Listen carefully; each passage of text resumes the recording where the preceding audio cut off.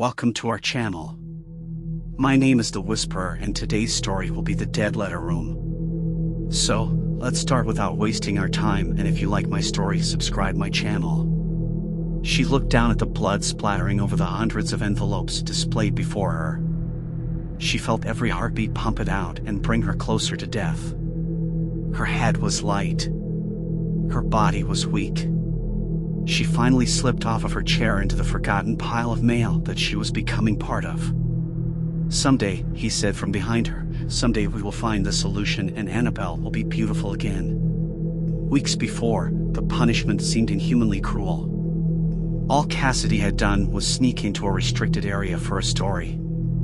It was a story her editor told her to drop. She did get caught, arrested, and spent a day in federal custody, questioned hour after hour. She was now on a list someplace that could make her job harder to do.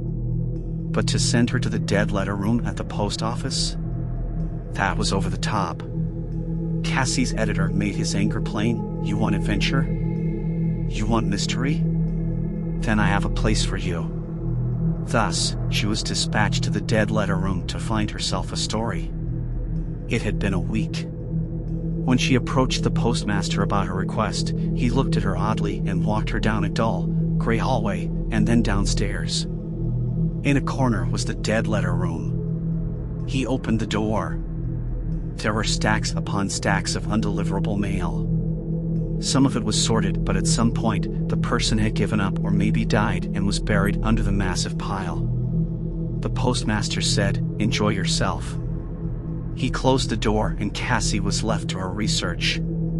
The layer of dust told her how often people came down here. Underneath the stale odor seemed to be a slightly sweet smell that offended her even more. Cassie cleared off a chair and enough room on a desk to start her investigation. Someone's decayed lunch accounted for some of the stench. Tens, hundreds, thousands. Who knew how many letters she had already been through? As she read, more letters would come down a chute and add to her misery.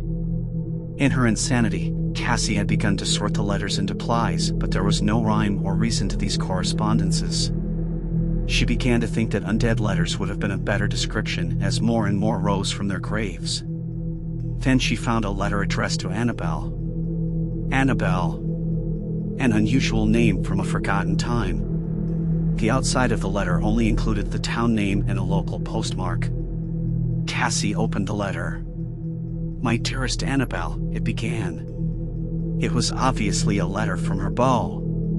He described a town he was visiting. The buildings, the parks, the flowers, statues, and on and on. Cassie's interest waned with every word she read. Then the writer spoke of watching a local girl. Fair-haired and freckled.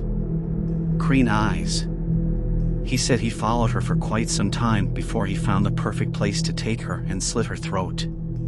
Cassie stopped and read the letter from the top again. She looked at the signature. It only said Charles. The letter continued to describe how he had slit her throat, the blood pouring out onto the ground. How the fair-haired and freckled girl tried to scream, but all she could do was gurgle blood out of the opening. As the girl died, he cut into her flesh to see what she had inside. The writer was most curious about the freckles and if they continued all the way through. He described carefully and delicately slicing off each layer of skin like slowly peeling a vegetable. As thin as an onion skin, he said. Underneath each thickness, he revealed an ever-growing fascination with what was there. When he was done, Charles rolled the body down a slope into the mud bank of a river. He wrote how he was so anxious to see his sweet Annabelle again and then signed off. Cassie dropped the letter and the envelope. What had she just read? Was it real? She picked up the envelope. The postmark was faded, but it looked like it was from the 1920s. Was this a sick joke written by a disgruntled lover? Was it written to a kindred spirit? Immediately, Cassie began to search for more Annabelle letters in the stack. She found another. My dearest Annabelle, it began. This time Charles described a Victorian-age home. An ornate iron gate opened to large flower gardens that surrounded mature trees. Elaborate woodwork. Large windows with lace curtains. He went on. And then he mentioned the fair-haired girl with freckles sitting on the porch. A girl of no more than 12, Charles wrote. He approached her and took her for a walk. In the nearby park, he described slitting her throat, the gurgling of blood as she tried to scream, and the intricate carving he did to find out how deep those freckles went. When he was done, he rolled the body into a bush, covered it with leaves, and left. He again merely signed off as Charles. Again, it had a faded postmark from the 1920s. This was incredible. This was beyond anything Cassie had expected to find. She searched through the pile for more. The distinctive writing made the letters easier to find. There was another and then another. The story never changing a beat. A newer letter. This time it was dated to the 1930s. The letter opened the same as the others, described a beautiful scene, and then the murder and mutilation of a fair-haired, freckled girl. Then there was another letter. And another. And another. All the same format, saying the same things, over and over again. Charles seemed most disappointed in one that he was unable to find a clear answer to his hypothesis, whatever that was. He merely said he hoped to find the cure and help his beloved Annabelle. September 1952. It was the first time the letters changed. Charles now described taking his son with him, teaching him about his quest. He showed him what to look for in a girl, how to entice her to come alone, and then what to do afterwards. By 1954, the son was participating in the murders. In 1963, the letters changed. First, the penmanship changed. Much rougher, not nearly as neat. The voice was different. Cassie could only guess that this was the son. Had the father died? The son's tactics had evolved as well.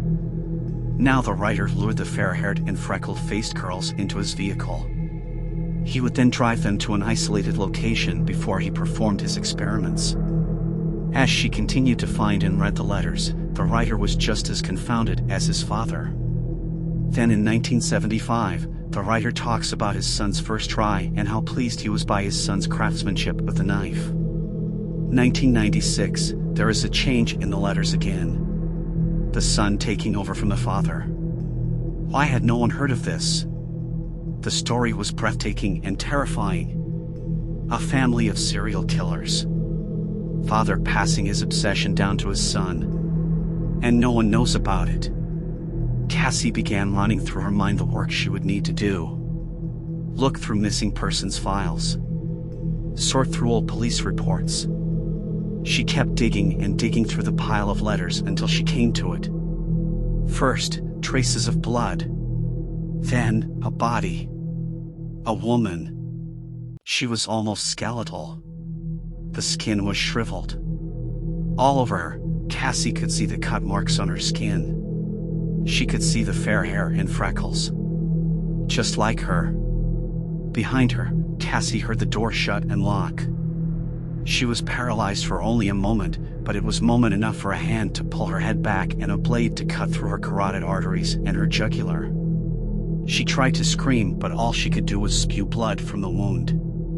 As the blood spilled from her neck to cover the letters, she swooned and fell onto them. Someday, the postmaster said, someday we will find the solution and Annabelle will be beautiful again.